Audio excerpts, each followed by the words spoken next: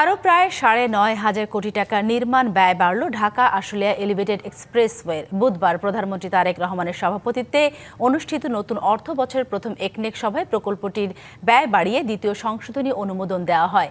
এদিন একনেকে অনুমোদন পাওয়া ৮টি প্রকল্পের মধ্যে ৫টি সংশোধিত প্রকল্পেই ব্যয় বেড়েছে ১১,০৮১ কোটি টাকারও বেশি।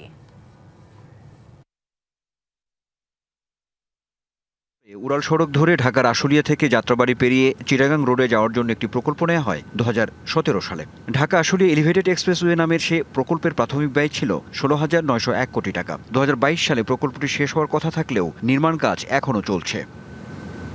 বুধবার সচিবালয়ে প্রধানমন্ত্রীর সভাপতিত্বে অনুষ্ঠিত একনেক সভায় দ্বিতীয় দফায় ৯,৪৯২ কোটি টাকা ব্যয় বৃদ্ধির প্রস্তাব অনুমোদন দেওয়া হয়। এতে করে মূল প্রকল্পটির ব্যয় বাড়ল ৬০%-এরও বেশি।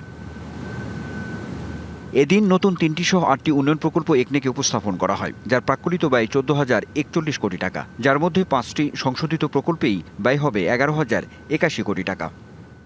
এক্ষেত্রেও একটা বিষয়, একনেক বৈঠক শেষে পরিকল্পনা প্রতিমন্ত্রী জানান, নির্ধারিত সময়ে প্রকল্পের কাজ শেষ করার তাগিদ দিয়েছেন প্রধানমন্ত্রী। এই প্রকল্প বাস্তবায়ন, প্রকল্প গ্রহণ প্রক্রিয়া, প্রকল্পের অর্থায়ন, অর্থ যে ব্যয় হচ্ছে তার যে পুরো প্রক্রিয়া এবং যে সমস্ত খাতে অর্থ ব্যয় হয় সেই অপ্রয়োজনীয় খাতগুলোকে চিহ্নিত করার সবসময় চেষ্টা করেছেন এবং সেই বিষয়গুলো আজকের সভাতেও প্রত্যেকটি প্রকল্পের ক্ষেত্রে নানা ডাইরেক্টিভস আছে, অবজারভেশন আছে। নগদ নিয়ে এলো হার না মানা হার অফার। সর্বনিম্ন ১০,০০০ টাকা রেমিটেন্স নগদে পাঠালে থাকছে স্বর্ণের হার জেতার সুযোগ। এইসব পর্যবেক্ষণ এবং নির্দেশনা সহই এগুলোকে অনুমোদন করা হয়েছে। সাধারণ নীতিগত সিদ্ধান্তের দিকে যে প্রয়োজনীয়তা সেটা দেখা দিয়েছে এবং সেই অনুযায়ী কিভাবে সেই নীতিগত সিদ্ধান্তগুলো গ্রহণ করা যাবে তার জন্য তিনি নির্দেশনা দিয়েছেন। প্রতিমন্ত্রী জানান, খুলনার রূপসায় একটি সড়ক নির্মাণ প্রকল্পের তদন্ত প্রতিবেদন জেনে ব্যবস্থা নেওয়ার নির্দেশনা দিয়েছেন প্রধানমন্ত্রী। তদন্ত রিপোর্ট আসছে, তদন্ত রিপোর্ট অনুযায়ী ব্যবস্থা নেওয়া হবে। ব্যবস্থা তো তদন্ত রিপোর্ট অনুযায়ী যে ব্যবস্থা নেওয়া হবে সেটা যখন কার্যকর হবে তখন আপনারা জানবেন।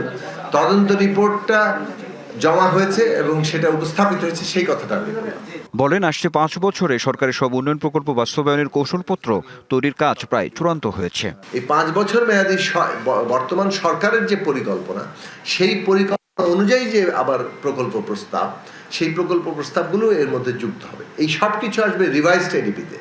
ফলে একটা রিভাইজড এডিপি তৈরি করার কাজ, যেটা সাধারণভাবে ডিসেম্বর মাসে শুরু হয় এবং ফেব্রুয়ারি মাসে শেষ হয়, এটা কিছুটা আমরা আগেই শুরু করেছি। সরকারের প্রত্যাশা, কৌশলপত্র বাস্তবায়ন হলে প্রকল্পের অনিয়ম ও বাস্তবায়নের ধীর গতির সংকট দূর হবে। আমরা আশা করি ১৮০ দিনের মধ্যেই এই ৪টি বড় কাজ পরিকল্পনা মন্ত্রণালয় সম্পন্ন করতে পারবে। Anwar Hossain, DBC news, Dhaka.